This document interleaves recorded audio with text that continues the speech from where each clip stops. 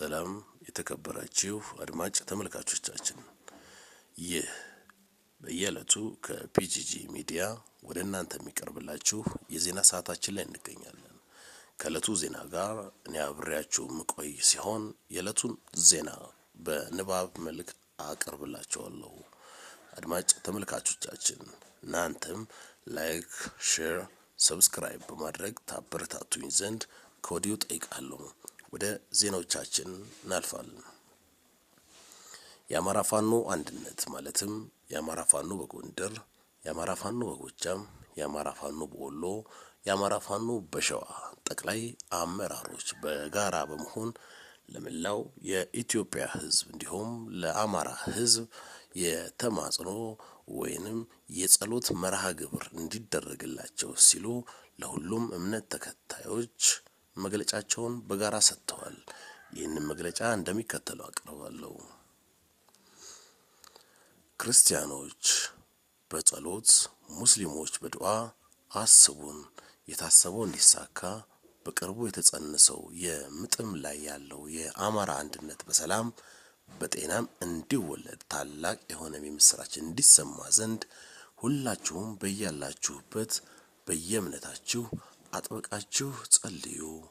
የአማራ ፋኖ ትግል ከነብዙ ህመሙ ስቃዩ ቁስሉም እየዳህ እየተንከባለለ እየወደቀ እየተነሳም መጥቶ ከዚህ ደርሷል።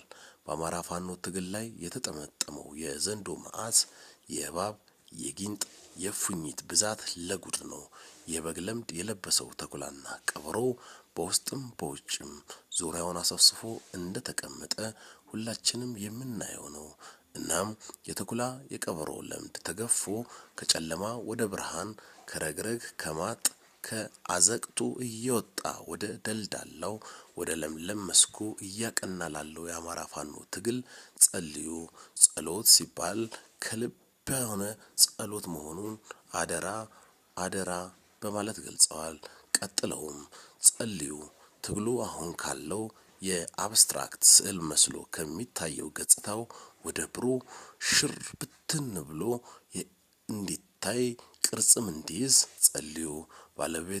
ባለቤት ብዙ ነው ተብሎ ከሚታማበት የፈትፋቹ እጅ ብዛት ከሚርመሰመስበት መንደር ወጥቶ የአማራ ፋኖ ትግል ህጋዊ ባለቤት እንዲኖረው ጸልዩ። ዱዓም አድርጉ።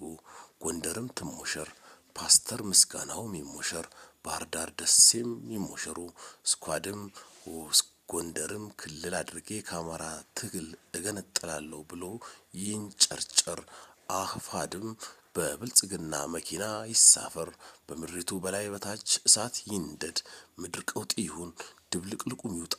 የተጀመረው የአማራ ትግል ከዳር ሳይደርስ አይቆምና እናንተ ወይም አንተ ግን በአዳዲስ አፍራሽ አጀንዳዎች ሳትወጠር በአፍህም ክፉ ደግ ሳትናገር ብቻ ጥብቀህ ጸልይ፣ አንድነቱ እንዲሰምር። እኔ ዘመዴም እኛ የአማራ ፋኖ ትግል መሪዎችም በጋራ ሰሞኑን ብዙ አላወራንም። ብዙ ነገሮች ብዙ ሰበር ዜናዎች ይኖሩናል። በትዕግስት ጠብቁን። ውድ ኢትዮጵያ እንዲሁም የአማራ ሕዝብ ይህንን ዛሬ ያልኩን መልእክቴን አደራ ልብ ብለህ አዳምጠህ ተገብረው ዘንድ ይሁን።